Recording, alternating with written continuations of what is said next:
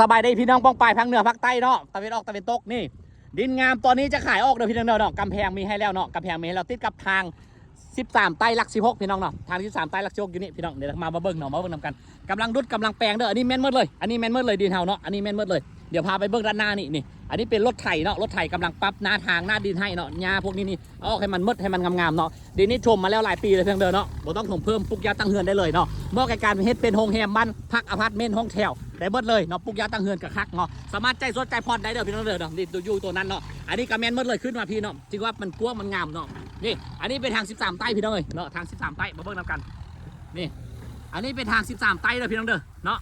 นี่ทาง13ใต้อยู่นี่คนใดสนใจเนาะอินบ็อกเข้ามาได้หรือจะโทรหาเบอร์โทรก็ได้เนาะ522 8 4 ตัวแล้วก็เลข7เนี่ยอันนี้ทาง13ใต้พี่น้องเนี่ยทาง13ใต้เข้าห้องนี้มาเนาะอันนี้ทาง13ใต้เด้อเนาะเข้ามาห้องนี้มาปุ๊บห้องนี้แมนดินแมนหมดเลยเนาะโอ้ย คอจนแห้งเนาะขออภัยพี่น้องเลยเนาะนี่มานี่แมนหมดเลยเนาะอันนี้นะกำลังปรับเด้อเวลาปรับมาแล้วบอกไว้เลยว่างามแห้งเนี่ยอันนี้กำลังปรับไปแล้วเนาะนี่แมนหมดเลยเข้ามานี่เนาะอันนี้ทาง13ใต้พี่น้องเนาะเข้ามาเขานี่แมนหมดเลยจากนี้มานี่ประมาณน่าจะประมาณ30 เมตรดอกนะ30 เมตรดอกมานี่พอนี่ละก็แมนไปเลยเนาะแมนไปหมดเลยนี่อันนี้กำลังปรับออกมาเนาะกำลังปรับกำลังดุดบอกไว้เลยว่างามแห้งงามคักนี่เดี๋ยวจะได้แล่นทางก้นวันนี้มันถอยหลังมาตำเขาได้นี่เห็นป่ะอันนี้แมนหมดเลยพี่น้องเด้อเนาะนี่แมนหมดเลยอันนี้นะงามบอกไว้เลยว่างามทางนี้เข้ามานี่มีทางนี้เดี๋ยวเขาไปเบิ้งด้านหลังนำกันเด้อนี่ดินนี่งามเนาะอันนี้เดี๋ยวปรับออกไปเบิดเนาะสามารถใจสดใจผ่อนได้พี่น้องเนาะสามารถใจสดใจผ่อนได้บ่มีดอกเบี้ยเด้อนี่แมนหมดเลยในกำแพงนี่เนาะอันนี้มีทางเข้ามาเนาะทางนี้กว้าง8 เมตรพี่น้องเลยกว้างแบบขี่แบบสบายเลยเนาะมี8 เมตร 6 เมตรพี่น้องเด้อเนาะแล้วก็อยู่โซนนั้นก็มีอีกเด้อกำลังแมนหมดเลยเขตนี้นะมาเบิ้งได้พี่น้องเนาะมาเบิ้งได้ดินหลัก16พี่น้องสนามกีฬาหลัก16นี่เนาะนี่ทางนี้แมนมดเนาะทางนี้นะตั้งแต่พี่แมนมดเลยอันนี้นะนี่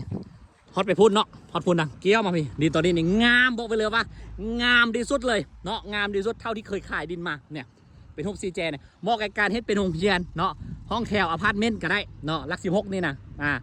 ห้องแฮมอพาร์ตเมนต์บ้านพักต่างๆได้หมดเลยดินนี้กว้างเนาะกว้างแห้งเป็นรูปตัว L เลยเนี่ยนะเนาะเป็นรูปตัว L เข้ามาเลยแมนหมดเลยนี่นะนี่อันนี้แมนทางเข้ามาเดี๋ยวเจ้าหน้าจะปรับพวกนี้พร้อมเนาะปรับพวกนี้ทางเข้ามาเนาะนี่แมนหมดเลยพุ่นเห็นบ่เดี๋ยวไปเบิ้งทางเข้ามานี่อีกวันนึงงามดินนี่นะบอกไปเลยว่างามเนาะงามแห้งงามจนต้องได้ฮีทฟ้ามาจับมาจองมาเอานี่แหละพี่น้องเลยเนาะนี่งามพี่น้องบอกไปเลยว่างามเนาะนี่ซี่แยกนี่อนาคตไฟแดงได้เลยนี่นะ นี่ใน13ใต้อยู่นี่ทาง13ใต้เห็นบ่ทางนี้เข้ามานี่กว้างทางนี้นะตั้งแต่พี่บ่กว้างแห้งเนาะอันนี้เขาจะปรับให้มันงามๆเมื่อเลยเนาะเขาจะปรับมันงามๆเมื่อเลยเข้าไปพุ่นบ้านโคนเฮือนโคนเต็มพี่น้องเลยเนาะไฟฟ้าน้ำไหลไฟสะดวกน้ำประปาให้เนาะพี่น้องเนาะนี่ตอนนี้เนี่ยเขาจะปรับให้มืดเลยงามไปฮอดพุ่นที่เขาไปเบิ้งเมื่อกี้นี่เห็นบ่อันนี้กระแมนมืดเลยติดหน้าทางนี่มาโซนนี้กระแมนเนาะโซนนี้กระแมนนี่เดี๋ยวจะปรับงามๆให้ใครมาในช่วงนี้บอกเลยราคาโปรโมชั่นเดี๋ยวพี่น้องเด้อเนาะฮิปฟ้ามาจับมาจองได้เนาะในช่วงโปรโมชั่นแบบนี้งามๆแบบนี้เนาะฝากกดไลค์กดแชร์ออกไปให้ได้พี่น้องเนาะฝากกดไลค์กดแชร์ออกไปให้ได้นี่กำลังปรับกำลังเฮ็ดเนาะโซนนี้เนาะงามแฮงเห็นป่ะทางนี้ซี่แยกบนนี้นะอนาคตไฟแดง นี่เข้ามานี่เนาะสนามกีฬาหลัก16เด้อพี่น้องเด้อเนาะนะ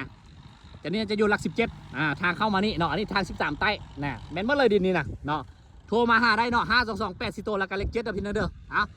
สบายดีบ๊ายบาย